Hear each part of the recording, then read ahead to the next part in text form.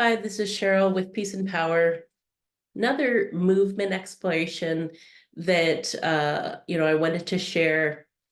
Sometimes when our neck is sort of chronically tight, and I'm going to speak to a very specific form of this. There's lots of ways the neck can be tight, but is this idea that I lead with my chin and I immediately shut down, close down, and contract the neck muscles right below the back of my skull.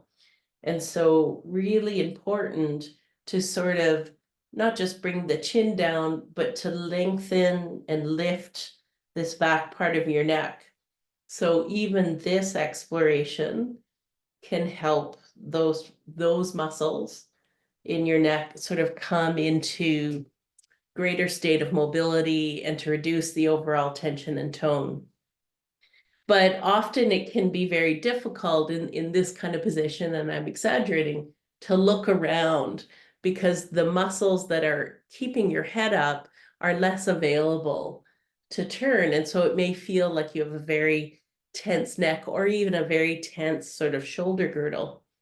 So really helpful to sort of come into this place of feeling skeletal alignment and then explore a bit. And it's good to start one side and the other rather than both at once to see about, can I create independent movement of my shoulder? And so I'm thinking about the collarbone here and the shoulder blade on the back, so that as I go back, my shoulder blade comes towards my spine and then coming forward and having my collarbone come in towards my sternum.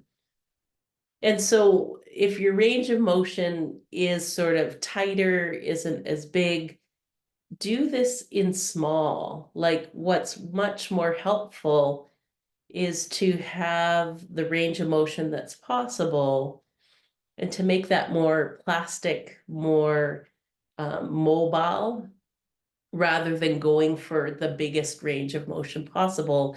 If you really are tight, it's a good way to kind of potentially injure or strain those muscles.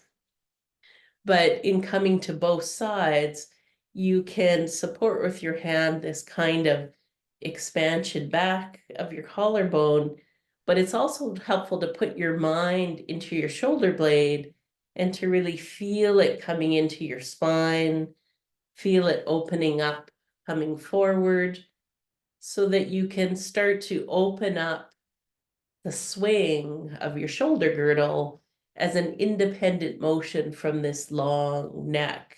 And then finally to come so that you have a little bit of a swing, have a little bit of a freedom that isn't pulling on either side of your neck as you go, but allowing that sort of long release of your neck to support the movement of your shoulder blades and your shoulder girdle.